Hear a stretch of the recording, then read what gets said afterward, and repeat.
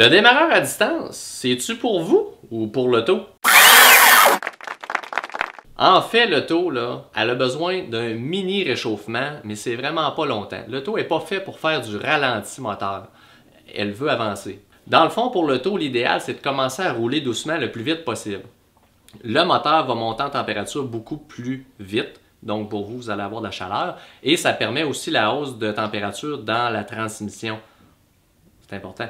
En fait, mécaniquement, le moteur a besoin que de quelques dizaines de secondes pour que la lubrification se rende dans toutes les pièces du moteur.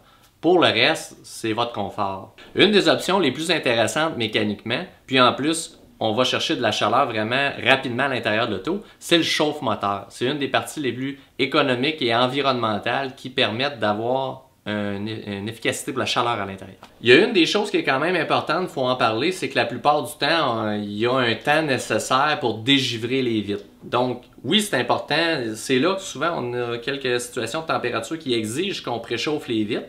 Mais, n'hésitez pas à utiliser l'aquapelle ou faire traiter vos vitres. Souvent, les croûtes de glace décollent à une vitesse folle. Une des options qui est de plus en plus répandue, puis je vous conseille vraiment de la prendre si vous avez le choix, c'est le volant chauffant.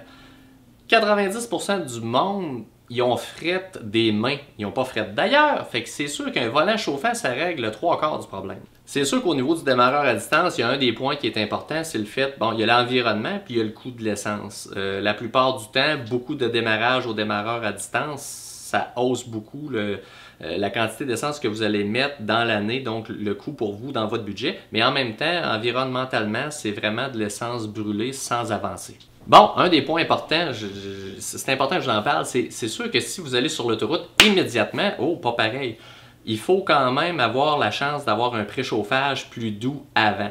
Contrairement à ce que je vous disais tantôt, vous n'avez pas le luxe de vous permettre d'aller tranquillement pas vite pour monter la chaleur. Donc, l'autoroute peut être un stress très intense avec une charge demandée pour atteindre 120 km/h. Il y a du monde en arrière. Là. Puis, si la température n'est pas idéale et que la lubrification n'est pas parfaite, ça peut être dur pour le moteur. Dans ces cas-là, il faut réchauffer un peu plus avant. Merci encore d'écouter la capsule à Chris. Puis, par les commentaires, continuez. Vous pouvez poser des questions. Je vais toujours répondre. Puis, ça peut même améliorer les prochaines capsules.